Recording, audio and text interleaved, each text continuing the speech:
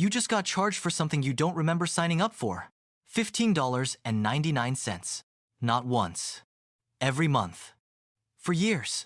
Tom stares at the notification for 3 seconds, feels that spike of annoyance, then swiped it away.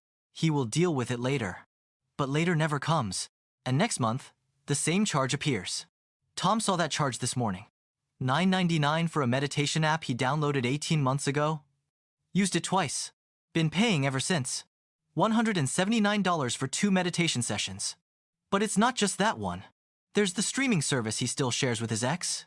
They broke up 7 months ago.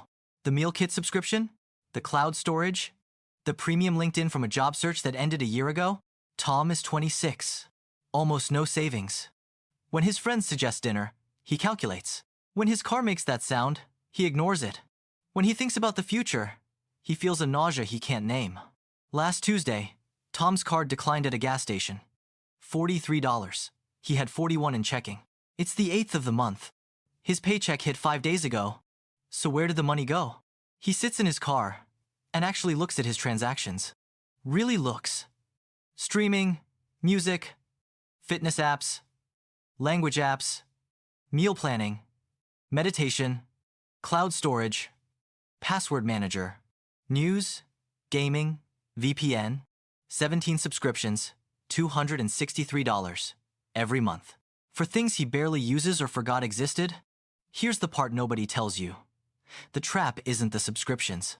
It's the system behind them. It's sophisticated, designed by people who know exactly how your brain works. $11.99 doesn't hurt like $150. And canceling is intentionally annoying.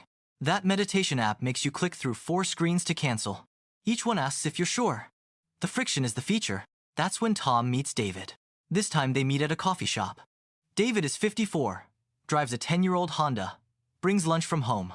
Tom always assumed David was cheap. But David owns his house. No debt. David orders black coffee.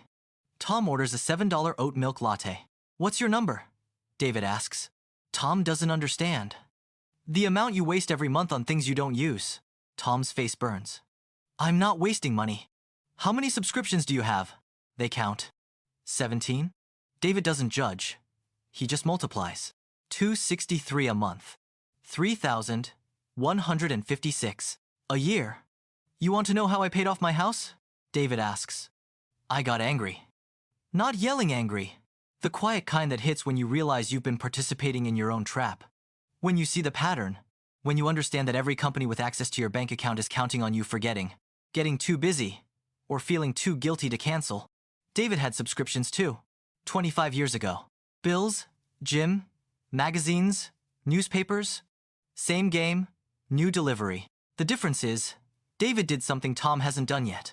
One Saturday morning. Every bank statement spread out. He really looked. I found 32 recurring charges, David says. Canceled everything. 4 hours. Saved $270 a month. Then, I set up an automatic transfer. Same day those subscriptions used to hit. Send it to an investment account.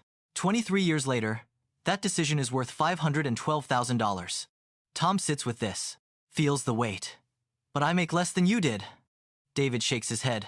You're already spending it. Just spending it on things that disappear. I know people making 6 figures who are broke. And people making half that building wealth. The difference isn't income. It's the gap. The gap between what you earn and what you spend. Tom earns a decent salary. Spends almost all of it. The gap is barely there. But if he stopped the leak, that gap grows 6 times larger. Same income, different choice. David sketches the math on a napkin. In 5 years, a real emergency fund. In 10, a down payment on a house. In 20, early retirement. In 30, financial freedom. From literally doing nothing except canceling things you don't use. Tom goes home, opens his laptop, stares at the list. His finger hovers. Canceling means admitting he was wrong. Admitting he's been on autopilot for years. The meditation app asks if he's sure. Reminds him he'll lose everything. Offers to pause instead. Tom remembers David's napkin math. This $15.99, over 30 years, is over $7,000. For an app he used twice. He clicks cancel. The meal kit requires a call. They offer 50% off. You've been such a loyal customer. Loyal customer means reliable payment source. He says no. 3 hours later, 12 subscriptions gone. He keeps 5 he actually uses. Monthly savings, $219. David told him, don't just stop the leak. Redirect the flow, make it automatic. Tom sets it up, $219. Paycheck hits the 15th. Transfer on the 16th. Index fund, total market, nothing fancy. Get rich quick is how you stay broke forever, David said. Consistent and boring is how you win. 3 months pass. Tom has his first real cushion of savings. Not much, but more than he's ever had that wasn't already spent in his head. 6 months. The market dips. Tom almost pulls out. But he remembers David's story. The dips didn't matter. Consistency did. A year later, a friend asks about birthday dinner. Tom suggests a place. Doesn't calculate first. Doesn't panic. Small moment, huge shift. 3 years pass. Tom's car makes that sound again. This time, he fixes it. $430. He just pays it. The emergency fund handles it. No credit card, no panic. David checks in. Tom shows him the numbers. David nods. Keep going. Your lifestyle is someone else's marketing budget.